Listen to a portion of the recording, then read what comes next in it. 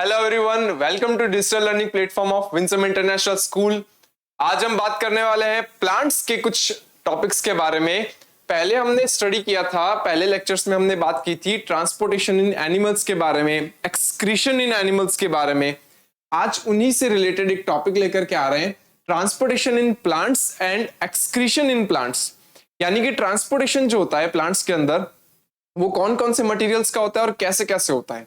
जबकि प्लांट्स के अंदर क्या होता है, कोई भी तरीके का ट्रांसपोर्टिंग सिस्टम जो होता है, या एक तरीके से मैं बोलूं तो सर्कुलेटरी सिस्टम जिसको हम बोल सकते हैं, वो नहीं होता है। ठीक है, वो इतना वेल डेवलप्ड नहीं होता हमारे जितना। हमारी बॉडी के अंदर आपने देखा था ना, हार्ट है, ब्लड वेसल्स हैं, कैपिलरीज हैं, ठीक है, ब्लड है। तो ऐसे इतना वेल डेवलप्ड सिस्टम जो है वो प्लांट्स में नहीं होता।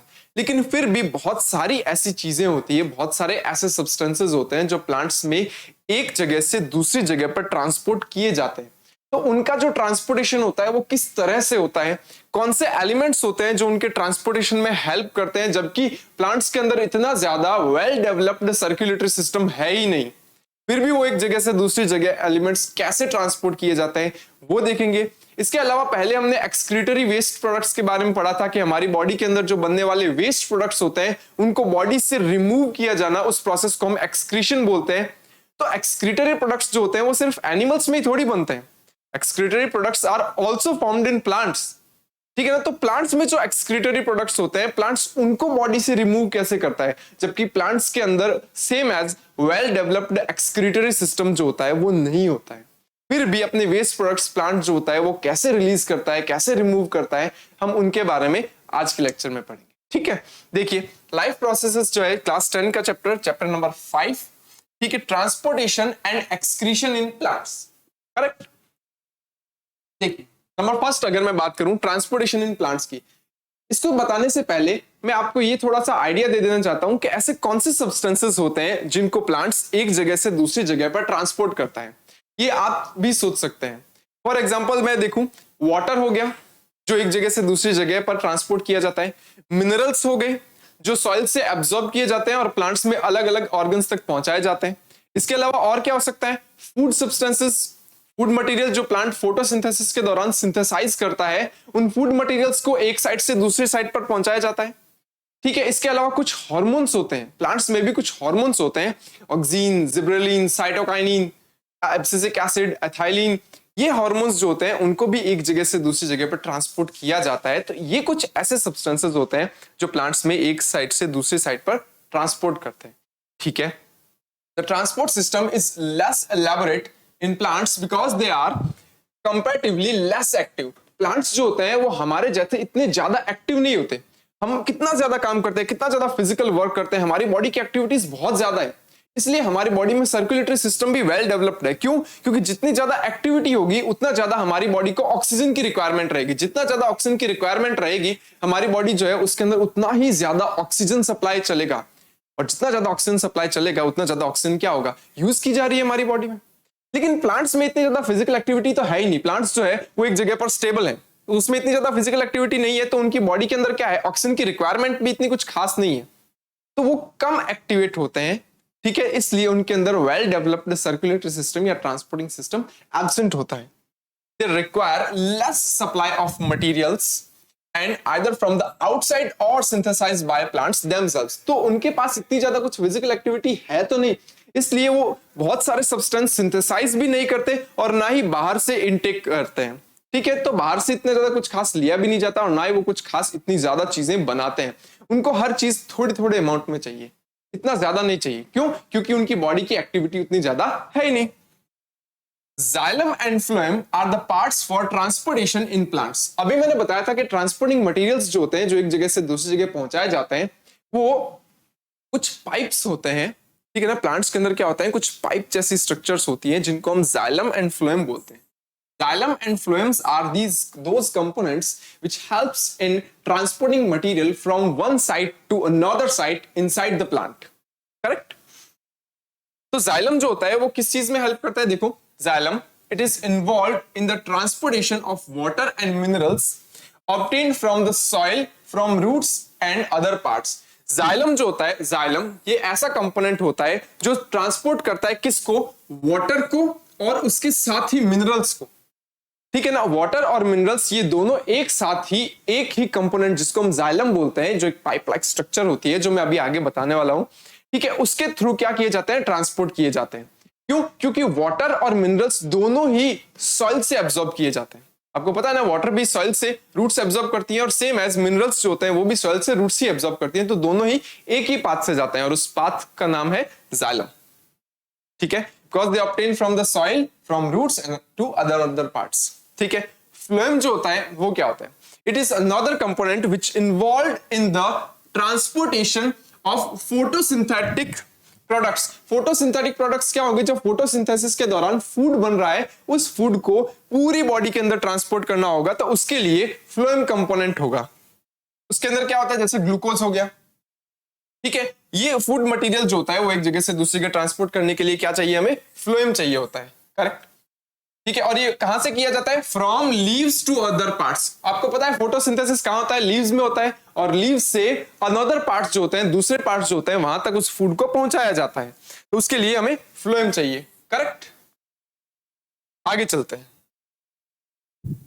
देखिए, जैसे यहां पर एक प्लांट दिखा रखा है, इस प्लांट्स के अंदर छोटे छोटे से पतले पतली सी पाइप लाइक स्ट्रक्चर्स होती हैं, यूं देखो, जो पूरे प्लांट के अंदर फैली हुई है। देखो ऐसे फिर दो तरह के पाइप्स होते हैं। Number first is xylem and number second is phloem, correct.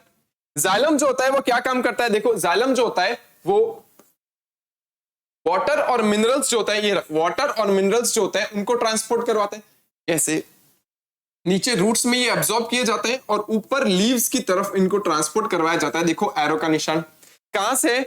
Downward to upward, यानी नीचे से ऊपर की तरफ है, करेक्ट है। तो और इनका जो फ्लो होता है वो हमेशा और हमेशा यूनिडायरेक्शनल होता है। यूनिडायरेक्शनल का मतलब होता है कि पानी जो होता है, वाटर जो होता है और मिनरल्स जो होते हैं वो हमेशा रूट से एब्जॉर्ब किए जाते हैं, और वो ऊपर की तरफ लीव्स की तरफ फ्लो करते हैं। कभी भी वो वापस डाउनवर्ड नहीं आते, कभी वो नीचे की तरफ नहीं आते, हमेशा वो नीचे से ऊपर की तरफ ही फ्लो करते हैं। ठीक है, तो इनका जो फ्लो होता है वो यूनिडायरेक्शनल होता है। तो लिखा हुआ है देखो, वन वे फ्लो, करेक्ट। ठीक है, उसके बाद यहां पर अगर मैं बात करूं सेकंड की, फ्लोएम की बात करूं, तो फ्लोएम जो होता है वो क्या काम करता है? अभी अभी अपनों ने देखा, जो फूड मटेरियल्स जो होते हैं, ठीक है ना, उनको, और कुछ हार्मोन्स जो होते हैं ना, उनको ट्रांसपोर्ट करवाने का काम जो होता है वो फ्लोएम करता है। ठीक है, लेकिन फ्लोएम जो होता है उसके अंदर वन डायरेक्शनल फ्लो नहीं होता, इसमें टू डायरेक्शनल फ्लो होता है, टू वे फ्लो होता है। बताऊं क्यों? क्योंकि रिक्वायरमेंट के हिसाब से क्या होता है, इसमें फूड जो होता है वो up to down and down to up, ठीक है, दोनों तरफ मूव कर सकता है। ठीक है, कभी कभी क्या होता है, जब लीव्स फोटोसिंथेसिस करती है तो क्या होता है, फूड जो होता है वो नीचे रूट्स की तरफ चला जाता है, करेक्ट। ये रूट्स की तरफ जा रहा है, और रूट्स में जाकर के यहां मान लो रूट से, यहां रूट से, यहां रूट्स में क्या हुआ, वो फूड स्टोर हो गया, करेक्ट, वो फूड स्टोर हो गया, ठीक है, रूट्स के अंदर। अब क्या हुआ, आपको पता है ना, कई बार क्या होता है, प्लांट्स जो होते हैं उनके ऊपर से सारी की सारी लीव्स जो होती है वो शेड आउट हो जाती है, झड़ जाती है सारी। तब तो क्या होता है, प्लांट्स फोटोसिंथेसिस कर ही नहीं पाता। उस दौरान क्या होगा, जो नीचे रूट्स की तरफ जो स्टोर्ड फूड है वो काम आएगा, और उसको रूट से फिर अपवर्ड यानी ऊपर की तरफ क्या किया जाएगा, ट्रांसपोर्ट किया जाएगा। उस समय जो हमने रूट्स में स्टोर किया था फूड वो काम आएगा। तो इस दौरान क्या होगा, फिर फूड जो होगा वो रूट से ऊपर लीव्स की तरफ जाएगा, और यही फूड जो होता है वो नई लीव्स बनाने में हेल्प करता है। तो यहां पर देखो क्या होता है, फूड जो होता है उसका डायरेक्शनल फ्लो जो होता है वो मल्टी डायरेक्शनल हो सकता है। मल्टी डायरेक्शनल कह सकूं या टू वे बोल दूं मैं, ठीक है ना, ऊपर से नीचे भी हो सकता है और नीचे से ऊपर भी हो सकता है, एज पर रिक्वायरमेंट। ठीक है, लेकिन जो वाटर और मिनरल्स का जो फ्लो होता है वो हमेशा और हमेशा यूनिडायरेक्शनल होता है, from down to upward, correct. जाइलम क्या करता है, वाटर और मिनरल्स ट्रांसपोर्ट करवाता है। फ्लोएम जो होता है वो क्या काम करवाता है, कुछ हार्मोन्स और फूड मटेरियल्स जो होते हैं उनको ट्रांसपोर्ट करवाता है। ये टू वे फ्लो होता है, ये वन वे फ्लो। ठीक है, ये दोनों क्या होते हैं, some specialised tissue which also act as a pipes. ठीक है ना, कुछ ऐसे टिश्यूज होते हैं जो कि पाइप्स की तरह बिहेव करते हैं, और इन पाइप से होकर के जो होता है मिनरल्स, वाटर्स, फूड मटेरियल्स जो होते हैं वो एक जगह से दूसरी जगह ट्रांसपोर्ट किए जाते हैं। आगे चलते, transportation of water. Transportation of water क्या होता है, वाटर को रूट से लीव्स की तरफ भेजना, करेक्ट, सीधी सी बात। तो अब क्या होगा, देखो xylem is made up of 4 kinds of cells. Xylem जो होते हैं वो ऐसे टिश्यूज होते हैं जिनमें कोई एक सेल नहीं होती, 4 अलग अलग तरह की सेल्स होती हैं। That all the cells helps in transportation of water. ठीक है, हालांकि 4 सेल्स में 3 सेल्स में कह सकता हूं वो एक्टिवली पार्टिसिपेट करती है पानी को एक जगह से दूसरी जगह ट्रांसपोर्ट करवाने में, और जो लास्ट वाली जो पैरेन्काइमा सेल्स होती हैं वो बेसिकली फूड स्टोर करने का काम करती है। ठीक है, देखो 4 तरह की सेल्स होती है जाइलम में, brackets, vessels, xylem parenchyma and xylem fibres. ठीक है ना, जाइलम पैरेन्काइमा और जाइलम फाइबर्स जो होते हैं उसमें से अगर मैं बात करूं, ट्रैकिट्स जो होती है फर्स्ट, वेसल्स जो होती है सेकंड, और जाइलम फाइबर्स जो होती है थर्ड। ये 3 सेल्स जो होती है ये डेड सेल्स होती है। ठीक है ना, डेड सेल्स से क्या मतलब है सर आपका, डेड सेल्स होंगी ना तो ये क्या होगा, होलो होंगी। ठीक है ना, इनके अंदर साइटोप्लाज्म नहीं होगा, सेल का लिक्विड नहीं होगा। तो जब ये होलो होंगी तो इनके अंदर से पानी जो होगा, वाटर जो होगा, क्या वो आसानी से कंडक्ट नहीं हो पाएगा, इसीलिए होलो होती है। वही अगर मैं बात करूं जाइलम पैरेन्काइमा सेल्स जो होती है, ये सेल्स जो होती है वो लिविंग सेल होती है। तो इन 4 सेल्स में से जो 3 सेल्स है वो तो डेड होती है, और चौथी सेल जो होती है वो लिविंग सेल होती है। ऐसे टिश्यूज जिसमें अलग अलग तरह से सेल्स होती है या अलग अलग टाइप्स की सेल्स होती है उनको हम कॉम्प्लेक्स टिश्यू बोलते हैं। ठीक है ना, इसके आगे डिटेल जो है वो क्लास 11th में आएगी। तो कॉम्प्लेक्स टिश्यू क्या होता है, such tissue which are made up from different types of cells, जिनके पास अलग अलग तरह की सेल्स होती हैं। तो देख लो जाइलम के पास 4 तरह की सेल्स है, इसलिए वो एक कॉम्प्लेक्स टिश्यू है। It involves 3 interconnected processes. जो वाटर का जो ट्रांसपोर्टेशन है वो 3 इंटरकनेक्टेड प्रोसेसेस के थ्रू होता है, और 3 इंटरकनेक्टेड प्रोसेसेस मिल करके वाटर को ट्रांसपोर्ट करवाती है। कौन कौन से प्रोसेस है, number first absorption of water and minerals. सबसे पहले क्या जाता है, जो सॉइल में वाटर है और मिनरल्स है उनको एब्जॉर्ब किया जाएगा। कौन करता है एब्जॉर्ब, रूट्स करती हैं, correct. Number second upward movement of water and minerals. जो अपवर्ड मूवमेंट होता है वाटर और मिनरल्स का वो ऊपर की तरफ भेजा जाएगा, मतलब जैसे ही रूट्स ने एब्जॉर्ब किया वाटर और मिनरल्स को, उनको ऊपर भेजा जाएगा, है ना, ऊपर की तरफ भेजा जाएगा, लीव्स की तरफ भेजा जाएगा। And number third transpiration, loss of water in the form of vapour. तो उसके बाद क्या होता है, एक प्रोसेस आती है ट्रांसपिरेशन। ट्रांसपिरेशन वो प्रोसेस होती है जो बहुत ही जरूरी होती है वाटर के ट्रांसपोर्टेशन के लिए। ये प्रोसेस पूरी है ना आगे की तरफ जो कैसे पार्टिसिपेट करती है, वो सब चीजें जो है वो मैं बताऊंगा आपको कि वो कैसे ट्रांसपोर्ट करती है, ठीक है, पानी को। तो ट्रांसपिरेशन होता क्या है पहले ये तो बताओ सर, ठीक है ना। ट्रांसपिरेशन का मतलब होता है वाटर का प्लांट की सरफेस से वेपर के फॉर्म में लॉस होना। वाटर का प्लांट की सरफेस से वेपर के फॉर्म में लॉस होना, उसको हम ट्रांसपिरेशन बोलते हैं। जब ट्रांसपिरेशन होता है ना तो वहां से वाटर लॉस हो जाता है। लीव्स जो होते हैं ना, लीव्स आपको पता होगा, ठीक है ना, अपनों ने पढ़ा था, स्टोमेटा की स्ट्रक्चर पढ़ी थी। स्टोमेटा क्या होता है, stomata are small pores that are present on the surface of leaves, correct. तो ये सरफेस ऑफ लीव्स जो होती है उसके ऊपर जो स्टोमेटा प्रेजेंट होता है, यहां से पानी जो होता है वो वेपराइज होकर के बाहर निकलता है। तो यहाँ क्या होता है, यहाँ पर लीव्स में क्या होता है, वाटर लॉस होने के कारण क्या होता है, पानी की कमी हो जाती है। तो वहां पर एक सकिंग प्रेशर जनरेट होता है। सकिंग प्रेशर क्या होता है, जो कि सक करेगा वाटर को, नीचे से एकदम प्रेशर लगा करके सक करता है वाटर को, जिसके कारण क्या होता है, वाटर जो होता है वो ऊपर की तरफ क्या होता है, पुल होता है, खींचा जाता है। और जब वाटर ऊपर की तरफ खींचा जाएगा तो वाटर के साथ साथ क्या होंगे, मिनरल्स भी ऊपर की तरफ आएंगे। ठीक है, इसकी डिटेल आगे है। तो ये 3 प्रोसेसेस होती है जो वाटर के ट्रांसपोर्टेशन में हेल्प करते हैं। Number first absorption of water and minerals, second upward movement of water and minerals, and number third transpiration, the loss of water in the form of vapours, correct. देखिए आगे चलते हैं। ये 4 देखो एलिमेंट्स दिखा रखे हैं। ट्रैकेट सेल्स ऐसे दिखाई देती है, ठीक है। उसके बाद वेसल्स जो होते हैं वो ऐसे दिखाई देते हैं। नंबर थर्ड जाइलम पैरेन्काइमा जो होती है वो सेल्स ऐसी होती है, and the xylem fibres cells होती है। ठीक है, ये 4 तरह की सेल्स दिखा रखी है। ये चारों ही की सेल्स जो है वो मिल करके हमारा जाइलम बनाती है। ठीक है, आपको सिर्फ नाम याद रखने हैं अभी। How are water and minerals transported in plants. Water और मिनरल्स कैसे ट्रांसपोर्ट किए जाते हैं प्लांट्स के अंदर, हम बात करेंगे। In plants roots absorb water from the soil. हमें पता है कि जो रूट्स होती है वो क्या करती है, सॉइल से क्या करती है, वाटर और मिनरल्स को एब्जॉर्ब करती है। ठीक है, the water is then transported by the xylem tissues such as vessels and tracheids. Mainly क्या होता है, देखो वेसल्स होते हैं ये, और ट्रैकेट्स जो होती हैं ये 2 सेल्स जो होती है वो वाटर के ट्रांसपोर्टेशन में सबसे ज्यादा हेल्प करती है। ठीक है, क्यों, क्योंकि होल होती है।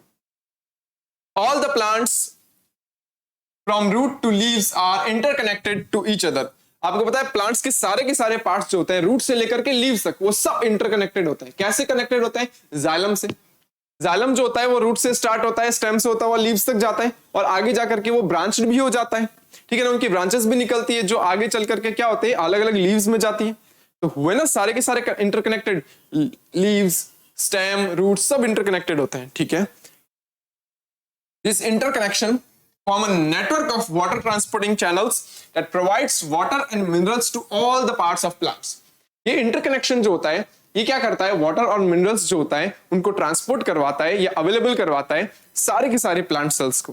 ठीक है, आगे देखिए, the xylem conducts water by the simple physical force. Xylem जो होता है उसके अंदर पानी जो होता है वो कैसे चढ़ता है ऊपर की तरफ, कैसे जाता है, वो एक सिंपल फिजिकल फोर्स के थ्रू जाता है। It transports water only one directional, that is called unidirectional flow। ठीक है ना, आपको पता है नीचे से रूट से लीव्स की तरफ जाता है वाटर।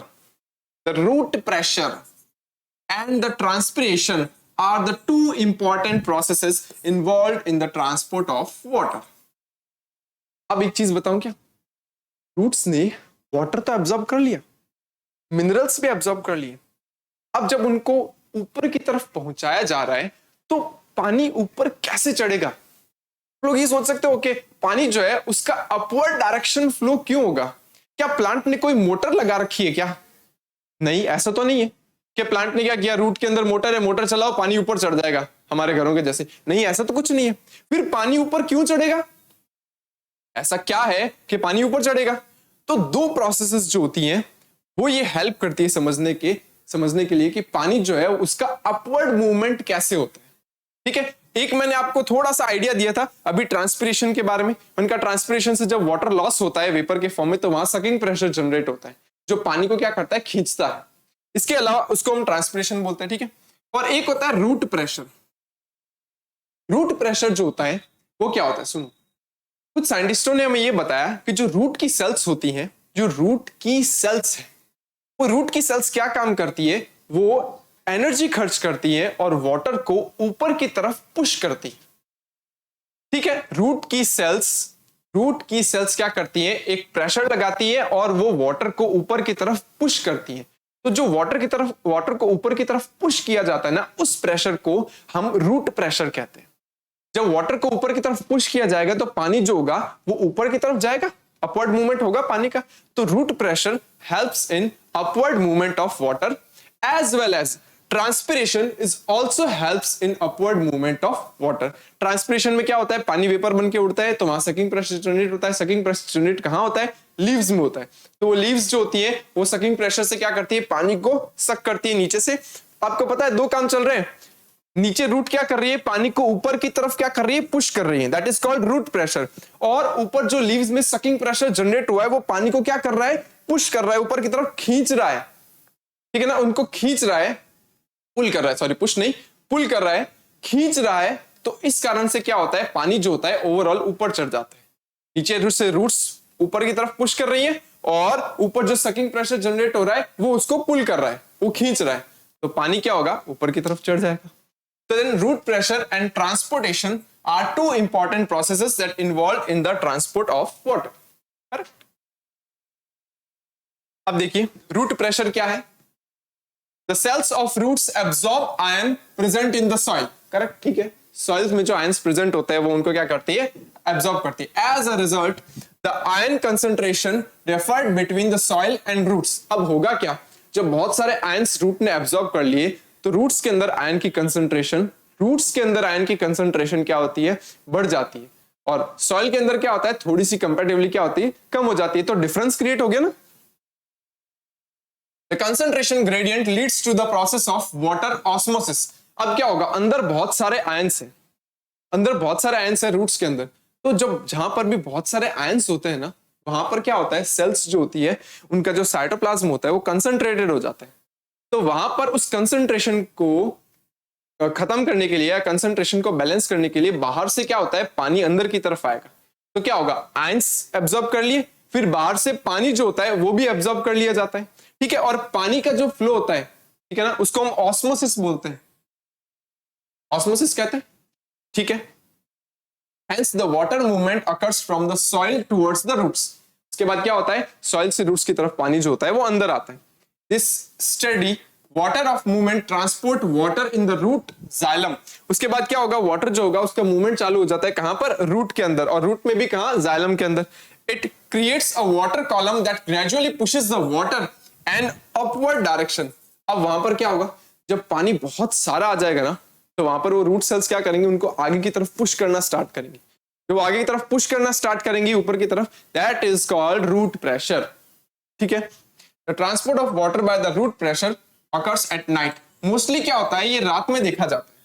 जो रूट प्रेशर जो होता है वो क्रिएट होता है रात में, क्योंकि दिन के अंदर पता है क्या होता है, वो जो सकिंग प्रेशर जनरेट होता है ना, ट्रांसपिरेशन पुल जिसको हम बोलते हैं, वो इतना स्ट्रॉन्ग प्रेशर होता है कि उसके सामने ये रूट प्रेशर जो है वो कुछ भी नहीं है. रूट प्रेशर जो होता है वो बहुत ही वीक प्रेशर होता है. वो जो ट्रांसपिरेशन पुल प्रेशर जो होता है वो बहुत ज्यादा स्ट्रॉन्ग प्रेशर होता है. तो दिन के समय में क्या होता है, पानी जो होता है, वाटर जो होता है, वो वेपर बन के उड़ता रहता है. वेपर बन के उड़ता रहता है, तो ट्रांसपोर्टिंग पुल जो है वो बहुत डोमिनेंटली काम करता है वहां पर, और बहुत ज्यादा काम करता है. ठीक है ना. तो ये जो ट्रांसपिरेशन पुल जो होता है ना, वो दिन के समय बहुत ज्यादा डोमिनेंट रहता है. उसके आगे रूट प्रेशर कुछ भी नहीं होता. तो रूट प्रेशर जो होता है वो इतना ज्यादा दिन में इफेक्टिवली काम नहीं करता, वो रात में ज्यादा इफेक्टिवली काम करता है. क्यों? क्योंकि रात में आपको पता है ट्रांसपिरेशन होगा ही नहीं, क्योंकि रात में सनलाइट नहीं होती, तो वो पानी जो होता है वो वेपर के फॉर्म में उड़ता ही नहीं. तो रात में रूट प्रेशर ज्यादा काम करता है, और दिन में काम करता है कौन, transpiration pull.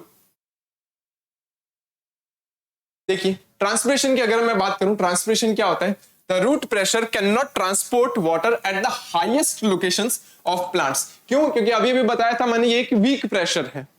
So the plants undergo a process of transpiration. तो ट्रांसपिरेशन में क्या है, देखो सनलाइट आई, सनलाइट जैसे लीव्स के ऊपर पड़ती है, यहाँ लीव्स जो होती है उनका टेम्परेचर बढ़ता है, और यहां से क्या होता है, पानी जो होता है वो बाहर की तरफ उड़ने लगता है. ठीक है. तो यहाँ पर क्या होगा, पानी जो होगा जब ऊपर की तरफ उड़ेगा, तो यहाँ पर वाटर लॉस के कारण यहाँ पर एक सकिंग प्रेशर जनरेट होगा, जो नीचे से वाटर को क्या करेगा, पुल करेगा. It helps in gradually transporting water to the highest points. तो यहाँ पर ट्रांसपिरेशन जो है वो एक पुलिंग प्रेशर जनरेट करता है, जो प्लांट के सबसे ऊपर तक वाटर के ट्रांसपोर्टेशन के लिए हेल्प करता है, या वाटर ट्रांसपोर्टेशन करवा सकता है, because it is a strong pressure.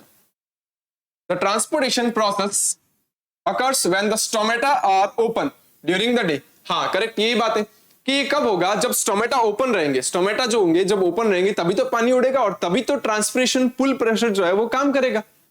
ठीक है ना. और दिन में ही होता है, क्योंकि दिन में स्टोमेटा जो होते हैं वो ओपन रहते हैं. सर स्टोमेटा ओपन रहेंगे क्या काम होगा, स्टोमेटा ओपन रहेंगे तो क्या होगा, गैस एक्सचेंज होगा, याद हो तो. ठीक है ना. कार्बन डाइऑक्साइड और ऑक्सीजन गैस एक्सचेंज होगी, और जब कार्बन डाइऑक्साइड और ऑक्सीजन गैस एक्सचेंज होंगी उसी समय वाटर भी वेपोराइज्ड होगा. ठीक है ना. इस कारण से ये दिन में होता है. The transpiration process of water molecules evaporate from the surface of leaves through the stomata. Correct? So the water lost from the aerial parts of plants, क्योंकि stomata जो होता है वो aerial part में यानी leaves के ऊपर ही होते हैं. Loss of water from stomata present on the leaf surface creates a suction. ठीक है ना. Succession या succession ये बोल सकते हैं, या sucking pressure बोल सकते हैं, sucking pulling pressure भी बोल सकते हैं. ठीक है. Therefore upward water pull is generated inside the xylem tissues of roots. ठीक है. तो यहां पर क्या होता है, वो xylem tissues जो होता है उसके अंदर वो पुलिंग प्रेशर काम करता है. As a result, the water molecules and minerals are absorbed and transported in the higher plants. Higher plants का मतलब जो बड़े बड़े plants होते हैं जिनकी हाइट बहुत ज्यादा होती है. It also regulates the temperature of plants. तो जहां पर क्या होता है, जब गर्मी होती है ना तब लीफ का टेम्परेचर बढ़ जाता है. फॉर एग्जाम्पल हमारी बॉडी का टेम्परेचर जब बढ़ता है ना तो हमें पसीना आता है. करेक्ट है. जब पसीना आता है तो हमारी बॉडी के अंदर क्या होता है, जो वाटर होता है वो हमारी स्किन पे आ जाता है, और वो स्किन पे आकर के वो वेपर के फॉर्म में उड़ जाता है, तो हमारी स्किन ठंडी हो जाती है. एग्जैक्टली प्लांट्स में भी यही होता है. प्लांट्स के अंदर क्या होता है, जब लीव्स का टेम्परेचर बढ़ जाता है तो लीव्स क्या करती हैं, जो अपना स्टोमेटा होता है वहां से वाटर को लॉस कर देती है. जब वाटर लॉस हो जाएगा तो लीव्स की सरफेस जो होती है वो भी कूल डाउन हो जाती है, तो ऐसे लीव्स का टेम्परेचर भी मेंटेन रहता है. करेक्ट. देखिए तो transportation of food in plants जो है उसके अंदर हम मेनली ये देखेंगे कि फूड जो होता है उसका ट्रांसपोर्टेशन प्लांट में एक जगह से दूसरी जगह कैसे किया जाता है. अपनों ने अभी थोड़ी देर पहले देखा था ना कि जो वाटर होता है उसका जो कंडक्शन होता है, उसका जो ट्रांसपोर्टेशन होता है वो जाइलम करवाता है. एग्जैक्टली वैसे ही जो फ्लोएम होता है वो फूड और कुछ हार्मोन्स जो होते हैं उनका कंडक्शन करवाता है। फूड बनता कहाँ है अगर मैं बात करूं तो आप बोलोगे कि सर फूड का फॉर्मेशन जो होता है वो तो लीव्स में होता है बेसिकली, ठीक है ना, जहां पर वो फोटोसिंथेसिस परफॉर्म करती है और फोटोसिंथेसिस परफॉर्म करने के बाद वहां पर फूड बनता है और फूड के फॉर्म में क्या बनता है, वहां पे ग्लूकोज बनता है मेनली, ठीक है ना। उस ग्लूकोज को बाद में नेक्स्ट टाइम आगे क्या किया जाता है, जरूरत पड़ने पर या तो सुक्रोज में कन्वर्ट कर दिया जाता है और या फिर उसको स्टार्च में कन्वर्ट करके स्टोर कर लिया जाता है, ठीक है ना। देखिए दो चीजें बताई मैंने, ग्लूकोज बनेगा जब फोटोसिंथेसिस होगी तो ग्लूकोज बनेगा और ग्लूकोज जो होगा उसको दो कंपोनेंट्स में कन्वर्ट किया जाएगा, या सुक्रोज के अंदर या कन्वर्ट किया जाएगा स्टार्च के अंदर। जब उसको स्टार्च में कन्वर्ट किया जाएगा तब वो वहीं स्टोर हो जाएगा, लीव्स में स्टोर हो जाता है। याद करो अपनों ने स्टार्च एक्सपेरिमेंट पढ़ा था जब अपनों ने न्यूट्रिशन इन एनिमल्स पढ़ा था तब, ठीक है ना। तो स्टार्च जो होता है वो लीव्स या फिर प्लांट के अदर पार्ट्स में स्टोर हो जाता है, लेकिन अगर उस ग्लूकोज को एक जगह से दूसरी जगह ट्रांसपोर्ट करना है तो हम उसको एग्जैक्टली ग्लूकोज के फॉर्म में ट्रांसफर नहीं कर सकते, ठीक है ना। हमें उसको पहले सुक्रोज के फॉर्म में ट्रांसफर करना पड़ेगा। क्यों? क्योंकि सुक्रोज जो है वो नॉन रिएक्टिव शुगर होती है। नॉन रिएक्टिव शुगर का मतलब होता है जब हम उसको एक जगह से दूसरी जगह पर भेज रहे हैं तो वो आगे जो भी उसका पाथ है, जिस पाथ को वो फॉलो कर रही है, वहां पर किसी भी रिएक्टेंट के साथ या किसी भी दूसरे कंपोनेंट के साथ कोई रिएक्शन नहीं दिखाएगी, बस अपना अपना चलती रहेगी एकदम। तो हमने क्या किया, ग्लूकोज जो होता है उसको सुक्रोज में कन्वर्ट किया। आप लोग ये भी पूछ सकते हैं सर सीधा आपने ग्लूकोज को क्यों नहीं भेजा, क्योंकि अगर हम ग्लूकोज को अगर ट्रांसपोर्ट करेंगे सीधे ही डायरेक्टली तो ग्लूकोज क्या होता है, प्लांट की अलग अलग सेल्स क्या करती है, ग्लूकोज को एब्जॉर्ब कर लेती है। तो जैसे जैसे ग्लूकोज आगे फॉलो करता जा रहा है पाथ, वैसे वैसे ग्लूकोज जो होता है वो अलग अलग कंपोनेंट्स एब्जॉर्ब कर लेंगे। तो जहां हमें उस ग्लूकोज को स्टोर करना होगा वहां तक तो ग्लूकोज पहुंचेगा ही नहीं, ठीक है ना, या आधे से भी कम रह जाएगा जब तक पहुंचेगा। इसीलिए हमें उसको सुक्रोज में कन्वर्ट करना पड़ता है। सुक्रोज किसी के साथ रिएक्ट नहीं करती, इसीलिए जितना हमने ट्रांसपोर्ट किया है एग्जैक्टली उतना ही ट्रांसपोर्ट किया हुआ मटेरियल जो है सुक्रोज का वो एंड तक पहुंच जाता है और वहां पर क्या हो जाता है, स्टोर हो जाता है, ठीक है। देखिए the phloem transport food and other substances from leaves to all the parts of plants, correct? The photosynthesis is carried out inside the leaves which produce photosynthetic products just like organic food. Organic food किसको बोलते हैं, organic food जो होता है जैसे glucose, ठीक है ना, उसको organic food बोलते हैं, तो leaves में बनता है। The process of transport of organic food from leaves is known as translocation, यानी कि फूड का जब एक साइड से दूसरी साइड पे ट्रांसपोर्ट किया जाता है तो उसके लिए एक स्पेसिफिक वर्ड यूज किया जाता है, दैट इज कॉल्ड ट्रांसलोकेशन। उसके बाद phloem is also transport amino acids, ठीक है, that R component of protein, ठीक है ना, ये प्रोटीन बनाने में पार्टिसिपेट करेंगे, एंड अदर सब्सटेंसेस, कुछ हार्मोन्स हो गए, टू डिफरेंट स्टोरेज ऑर्गन्स। ये क्या करते हैं, अलग अलग स्टोरेज ऑर्गन्स तक पहुंचाते हैं, कुछ अमाइनो एसिड्स पहुंचाते हैं, कुछ हार्मोन्स पहुंचाते हैं, ग्लूकोज वगैरह तो खैर होता ही है, ठीक है। ग्लूकोज का मतलब मैं बेसिकली कहना चाह रहा हूं कार्बोहाइड्रेट, ठीक है ना, सुक्रोज के फॉर्म में। Fruits, roots and seeds and the growing organs, ठीक है। फ्लोएम जो होता है वो क्या ट्रांसपोर्ट करता है, अमाइनो एसिड्स ट्रांसपोर्ट करता है, कुछ अदर सब्सटेंसेस ट्रांसपोर्ट करता है, कहाँ, डिफरेंट स्टोरेज ऑर्गन्स को ट्रांसपोर्ट करता है ताकि वहां पर उनको स्टोर किया जा सके। और वो स्टोरेज ऑर्गन कौन कौन से होते हैं, फ्रूट्स हो सकते हैं, रूट्स हो सकती है एंड कुछ सीड्स हो सकते हैं, ठीक है। और ये जो फूड्स मटेरियल्स जो होते हैं वो कुछ ऑर्गन्स जो होते हैं उन तक भी ट्रांसपोर्ट किए जाते हैं ताकि वहां पर एनर्जी दी जा सके, क्योंकि अगर न्यूट्रिएंट्स वहां पहुंचेंगे तभी तो वहां पर ग्रोथ जल्दी होगी, करेक्ट, ठीक है। आगे लाइन देखते हैं, आगे देखिए। अब मैं ट्रांसलोकेशन इन फ्लोएम की बात करता हूं कि फ्लोएम के अंदर ट्रांसलोकेशन कैसे होता है, यानी फ्लोएम के अंदर फूड मटेरियल जो है वो एक जगह से दूसरी जगह, एक साइड से दूसरी साइड पर कैसे पहुंचाया जाता है। देखिए यहां मैंने एक डायग्राम दिखा रखा है, ये दिखा रखा है डायग्राम फ्लोएम का और ये डायग्राम दिखा रखा है जाइलम का, करेक्ट। आप लोगों को पता है जाइलम के अंदर जो वाटर का फ्लो होता है या वाटर ट्रांसपोर्टेशन होता है वो डाउन टू अपवर्ड होता है, जैसे ऊपर की तरफ होता है, और फ्लोएम के अंदर जो फूड मटेरियल होता है उसका जो ट्रांसपोर्टेशन होता है वो बाई डायरेक्शनल होता है, वो दोनों डायरेक्शनल में हो सकता है, ठीक है ना। ऐसा नहीं है कि एक ही टाइम पे दोनों डायरेक्शन में हो रहा है, ठीक है ना। एक बार या तो वो ऊपर से नीचे जा सकता है, दूसरे टाइम पे वो नीचे से वापस ऊपर की तरफ आ सकता है, ठीक है ना। ऐसे देखो जैसे अपनों ने जाइलम पढ़ा था ना, जाइलम के अंदर चार कंपोनेंट्स होते हैं, चार तरह की सेल्स होती है, tracheids vessels, xylem parenchyma and xylem fibres. Exactly जो फ्लोएम होता है उसके अंदर भी चार कंपोनेंट्स होते हैं, चार तरह की सेल्स होती है। कौन कौन सी होती है, कंपेनियन सेल्स, सीव एलिमेंट्स जिनको हम सीव ट्यूब भी बोल सकते हैं, phloem parenchyma and phloem fibres. देखो the phloem is composed of the various specialised cells is called sieve elements. ये रही सीव एलिमेंट्स, देखिए ये सीव एलिमेंट्स। सीव का मतलब क्या होता है? सीव आपको पता है ना, किसी चीज को फिल्टर करने का काम आती है, जिसको हम आम भाषा में छलनी कहते हैं ना। तो सीव क्या करती है? इस छानने के काम आती है। एग्जैक्टली ऐसे ही क्या होता है, फ्लोएम के अंदर जो सेल्स होती है ना, इन सेल्स के ऊपर क्या होता है, सीव लाइक स्ट्रक्चर्स प्रेजेंट होती है, ठीक है ना, जाली की जैसी स्ट्रक्चर प्रेजेंट होती है, तो इन सेल्स को हम सीव एलिमेंट्स बोल देते हैं। सेकंड, फ्लोएम फाइबर्स होते हैं। फ्लोएम फाइबर्स जो होते हैं वो डेड सेल्स होती है, ठीक है ना, ये सिर्फ फ्लोएम को सपोर्ट देने का काम करती है, ठीक है। Phloem parenchyma, phloem parenchyma sales जो होती है वो फूड स्टोरेज का काम करती है। एंड एक और होते हैं जिनको हम कंपेनियन सेल्स बोलते हैं। ये रही देखो कंपेनियन सेल्स। कंपेनियन सेल्स जो होती है वो फूड के ट्रांसपोर्टेशन में हेल्प करती है, करेक्ट। ये कंपेनियन सेल्स दिखा रखे, देखो साइड में, ये कंपेनियन सेल्स है। ये सेल्स जो दिखा रखी जो सीव एलिमेंट से अटैच है, they are companion cells, correct, ठीक है। Sieve tubes inside the phloem transport food. तो मेनली जो फूड का ट्रांसपोर्टेशन होता है वो सीव एलिमेंट्स के अंदर होता है, ठीक है। It translocates food in both upward and downward directions, ठीक है, अपवर्ड और डाउनवर्ड डायरेक्शंस दोनों में हो सकता है, with the help of the companion cells. और कंपेनियन सेल्स क्या करती है? हेल्प करती है फूड के ट्रांसलोकेशन में, है ना। दिस प्रोसेस रिक्वायर्स एनर्जी, और इस प्रोसेस में एनर्जी चाहिए होता है, एटीपी यूज में आते हैं, ठीक है। It utilize energy in the form of ATP, correct. अब सुनिए होता क्या है, मैं आपको थोड़ा सा समझाने की कोशिश करता हूं कि वास्तव में फूड का ट्रांसपोर्टेशन जो होता है वो कैसे होता है। एक बार के लिए मैं इनको क्लियर कर देता हूं ताकि आपको सही से समझ आए, ठीक है।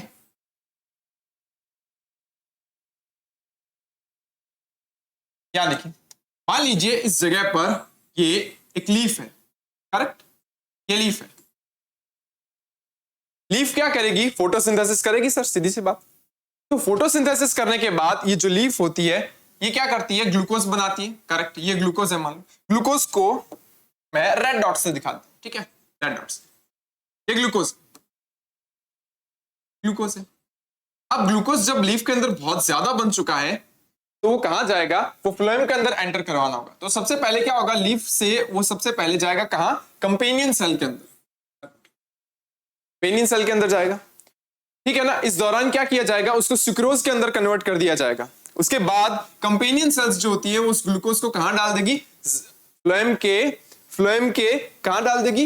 ये जो सीव एलिमेंट्स जो होते हैं, ये रहा सीव एलिमेंट्स, देखो एक लंबी ट्यूब लाइक स्ट्रक्चर बन रही है। जब ये सीव एलिमेंट्स की सेल्स एक दूसरे के ऊपर अरेंज होती है तो it forms a tube like structure that is called sieve tube, ठीक है ना। तो ये सीव ट्यूब बनती है यहां पे। तो यहां पर क्या कर दिया जाएगा?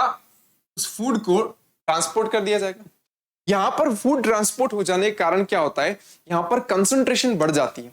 कंसंट्रेशन बढ़ जाने का मतलब ये है कि वहां पर क्या हो जाता है? गाढ़ापन आ जाता है, बहुत ज्यादा गाढ़ापन, पानी की कमी है, बहुत सारा गाढ़ापन आ गया, तो मैं कह सकता हूं कंसंट्रेशन बढ़ गई उसकी। और इसी को मैं कह सकता हूं कि वहां पर ऑस्मोटिक प्रेशर बढ़ जाता है।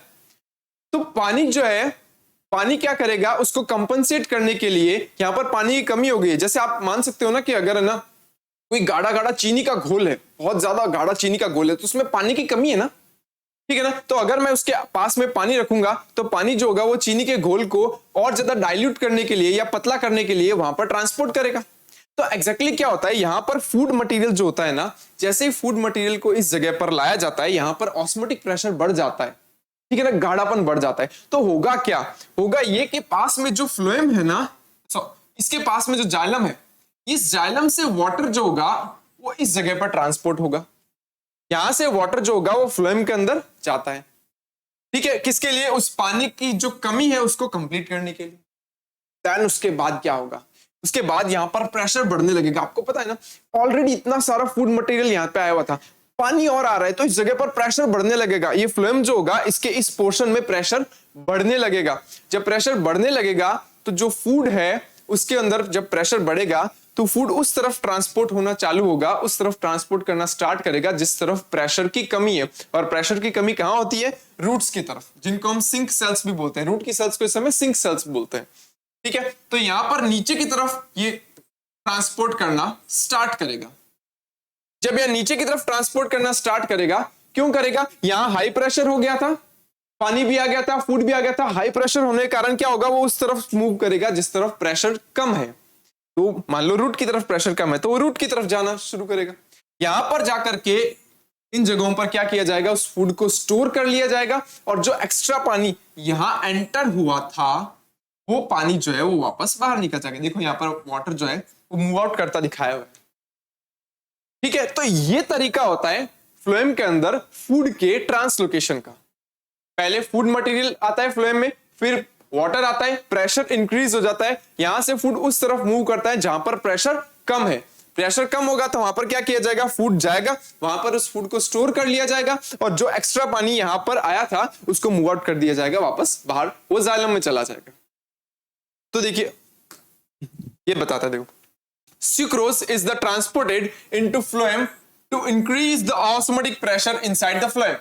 मैंने बताया था ना, अभी बताया था, ग्लूकोज को पहले सुक्रोज में कन्वर्ट किया जाता है और सुक्रोज क्या करता है, उसके फॉर्म में क्या किया जाता है, फूड को ट्रांसपोर्ट किया जाता है। तो वो इनसाइड द फ्लोएम क्या करता है, ऑस्मोटिक प्रेशर इंक्रीज करता है। As the result water moves into the phloem from outside. तो बाहर देखो जाइलम से फ्लोएम की तरफ क्या होगा, फूड वाटर जो होगा वो एंटर करेगा।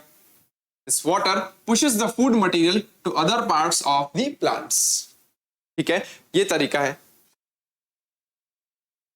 अब मैं बात करता हूं एक्सक्रीशन इन प्लांट्स की। एक्सक्रीशन इन प्लांट्स जो है उसकी बात करेंगे। एक्सक्रीशन का मतलब क्या होता है, आप लोगों को पता ही है। एक्सक्रीशन का मतलब जो बॉडी के अंदर जो वेस्ट प्रोडक्ट बन रहे हैं उस वेस्ट प्रोडक्ट को बॉडी से बाहर निकालना, रिमूव करना। ठीक है, क्यों, क्योंकि वो बॉडी के लिए हार्मफुल हो सकता है, इसलिए। ठीक है ना, हमने एनिमल्स के अंदर जो वेस्ट प्रोडक्ट्स होते हैं वो देखे थे, उनको बाहर निकालने की प्रोसेस देखी थी। ठीक है ना, लेकिन प्लांट्स जो होते हैं ना उनके अंदर भी कुछ ऐसे वेस्ट प्रोडक्ट्स मिलते हैं जो उनके लिए अननेसेसरी होते हैं, जरूरी नहीं होते, या मे बी वो टॉक्सिक हो सकते हैं उनके लिए। तो प्लांट्स जो होता है वो भी उनको बाहर निकालना चाहता है, लेकिन क्या आपको पता है प्लांट्स के अंदर अपना एक्सक्रीटरी सिस्टम नहीं होता, उनके पास कोई पर्टिकुलर सिस्टम नहीं होता जिससे कि वो अपने हार्मफुल वेस्ट को बाहर निकाल सके। तो प्लांट्स क्या करते हैं, अपने अलग अलग मटेरियल्स को, अलग अलग वेस्ट मटेरियल्स को अलग अलग तरीकों से बाहर निकालते हैं। कैसे निकालते हैं यहां देखेंगे।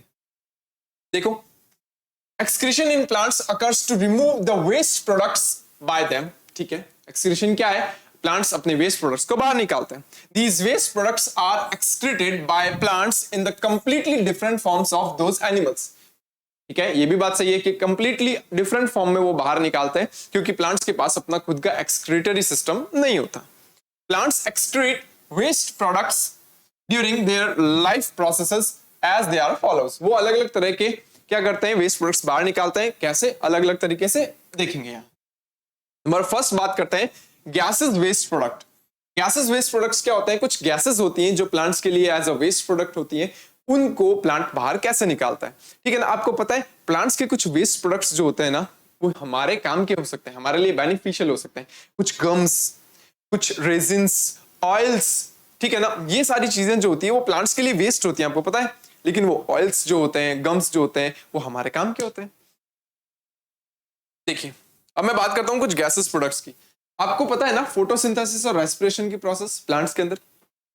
प्लांट्स जो होते हैं वो रात में रेस्पिरेशन करते हैं और दिन में फोटोसिंथेसिस करते हैं। ठीक है ना, तो रात में क्या होगा, जब वो रेस्पिरेशन करेंगे तो वो हमारे जैसे क्या करेंगे, ऑक्सीजन इनटेक करेंगे और कार्बन डाइऑक्साइड बाहर निकालेंगे। तो रात के टाइम पे, रेस्पिरेशन के टाइम पे उनका जो वेस्ट प्रोडक्ट है वो क्या हो गया, कार्बन डाइऑक्साइड हो गया।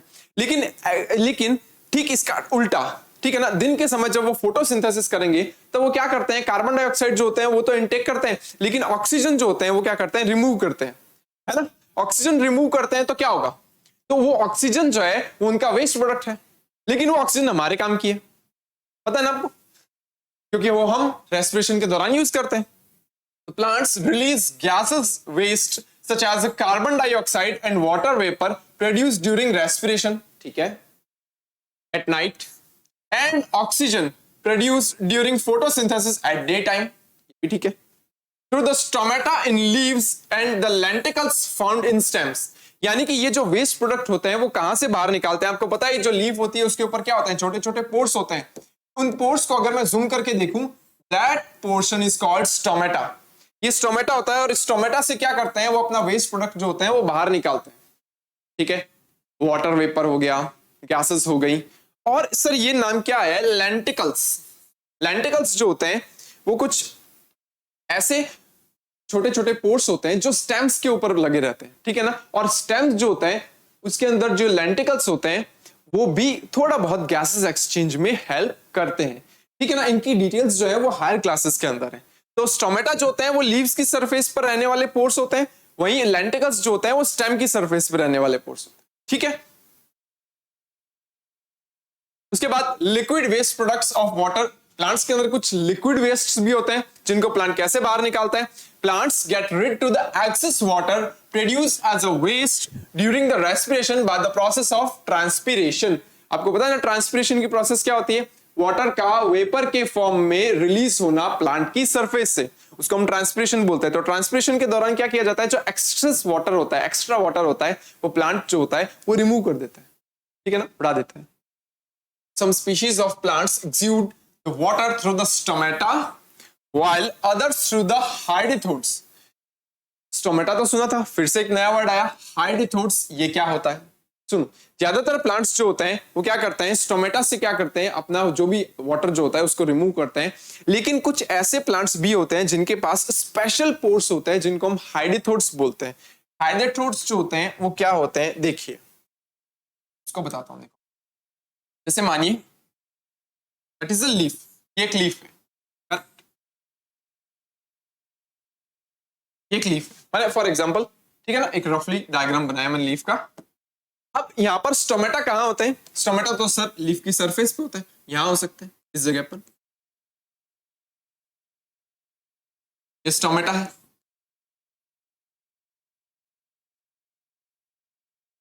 स्टोमेटा। लेकिन हाइड्रेथोड्स जो होते हैं वो पता है कहां होते हैं? हाइड्रेथोड्स इन लीव्स की मार्जिन्स पर होते हैं। जो लीव्स के मार्जिन्स होते हैं ना, किनारे जो होते हैं ना, इनके अंदर होते हैं ये मार्जिन्स, इन जगहों पर होता है। और यहां से क्या किया जाता है? एक्स्ट्रा वाटर जो होता है वो रिमूव किया जाता है। तो ये हो जाता है हाइड्रेथोड्स।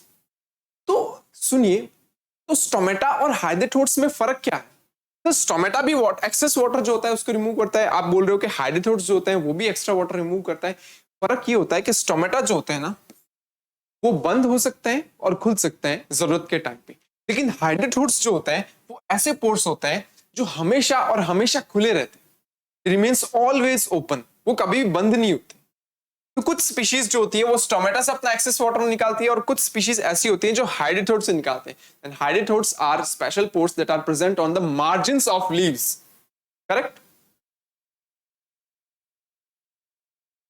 सुना?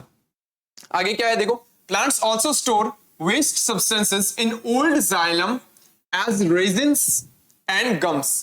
क्या होता है? कुछ चीजें ऐसी होती है प्लांट्स के अंदर जो जरूरी नहीं होती, ठीक है? रेजिन्स हो गए, गम्स हो गए। रेजिन्स एंड गम्स जो होते हैं ना वो प्लांट्स क्या करते हैं? अपने ओल्ड जाइलम के अंदर स्टोर करते हैं।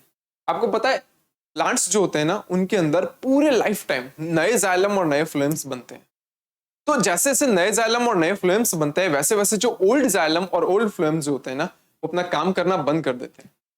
तो काम करना बंद कर दिया तो क्या करेंगे? वो कुछ वेस्ट मटेरियल्स जो है उनको स्टोर करने का काम करते हैं, ठीक है? क्योंकि जो नया जो ट्रांसपोर्टेशन का काम है, वाटर ट्रांसपोर्टेशन हो गया या फूड ट्रांसपोर्टेशन हो गया, वो तो नए जाइलम फ्लोएम करेंगे। तो ओल्ड जाइलम फ्लोएम क्या करेंगे? तो वो क्या करते हैं? कुछ वेस्ट मटेरियल को अपने अंदर स्टोर रखते हैं।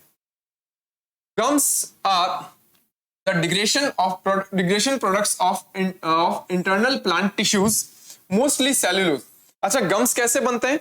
गम्स जब प्लांट्स के जो इंटरनल टिश्यूज होते हैं, अंदर की जो सेल्स होती हैं वो डिग्रेड होती है, उनसे बनते हैं गम्स, ठीक है ना? कुछ टिश्यू थे जो डिग्रेड हो गए, खत्म हो गए और उनका जो प्रोडक्ट था वो बना गम। और गम जो है वो प्लांट कहता है भैया मेरे को तो नहीं चाहिए, ओल्ड जाइलम भैया आप अपने अंदर स्टोर रख लो, ठीक है? While resins are the formed as the oxidation products of the various essential oils. Resins क्या बनते हैं? रेजिन्स क्या होते हैं? कुछ खुशबूदार पदार्थ होते हैं। वो क्या बनते हैं? कुछ ऑयल्स जो होता है उनके ऑक्सीडेशन से बनते हैं, ठीक है ना? ऑयल्स के ऑक्सीडेशन से क्या होगा? कुछ रेजिन्स बनेंगी। और रेजिन्स जो होता है वो भी प्लांट्स जो होते हैं उनका एक तरीके से देखा जाए तो इतना एसेंशियल प्रोडक्ट नहीं है, ठीक है?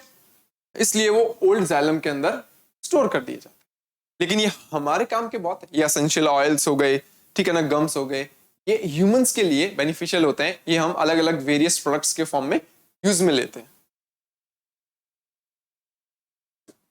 ठीक है? उसके बाद देखिए, rubber plant is a common example of a plant that exudes latex used in the tire industries as a excretory product. क्या होता है? कुछ प्लांट्स जो होते हैं कि व्हाइट कलर का मिल्की सब्सटेंस जो होता है ना वो रिलीज करते हैं, उसको हम लेटेक्स बोलते हैं। ठीक है ना। उस लेटेक्स का यूज किया जाता है टायर इंडस्ट्रीज के अंदर, रबर बनाने के लिए यूज किया जाता है, ठीक है। और ये लेटेक्स जो होता है वो प्लांट का एक वेस्ट प्रोडक्ट है या एक्सक्रीटरी प्रोडक्ट है। Plants also excrete some essential oils like sandalwood, sandalwood oil होता है, क्लोव ऑयल, ठीक है, एज एक्सक्रीटरी प्रोडक्ट्स। तो सैंडलवुड ऑयल जो होता है, क्लोव ऑयल्स जो होते हैं, ये सारे जो होते हैं वो भी एक्सक्रीटरी प्रोडक्ट ही होते हैं प्लांट के, लेकिन वो हमारे काम के है ना। चलिए, कुछ सॉलिड वेस्ट जो है प्लांट्स के अंदर वो कैसे होता है, solid waste of the plants, ठीक है। देखिए, some plants store waste substances in the cellular vacuoles and in tissues with dead cells, example heartwood, ठीक है ना। हार्टवुड जो होता है वो प्लांट के अंदर जो स्टेम होता है उसके एकदम सेंटर में प्रेजेंट होती है। जैसे क्या होता है, जैसे देखो ये प्लांट है, ये प्लांट है, मान लो इस प्लांट का ये स्टेम है। अगर मैं स्टेम को कट करूं, इसका ट्रांसफर सेक्शन काटूं, तो मैं देखूंगा कि ये इसका जो स्टेम है ये रहा, और इसके एकदम सेंटर में ये जो वुड होती है ना, इसको हम हार्टवुड बोलते हैं, क्योंकि इसके सेंटर में क्या बोलते हैं, हार्ट जो होता है ना वो हमारे बॉडी के सेंटर में, इस जगह पे हमारे बॉडी का सेंटर है हार्ट। तो एग्जैक्टली हार्टवुड जो होती है वो एक ऐसी वुड होती है जो कि स्टेम के एकदम सेंटर में होती है। यहां पर कुछ वेस्ट प्रोडक्ट्स जो होते हैं वो स्टोर कर दिए जाते हैं, या अदरवाइज क्या होता है, जो सेल्स होती है उनके अंदर वैक्यूल्स होती हैं। Vacuoles are cell organelles. जैसे एक सेल है,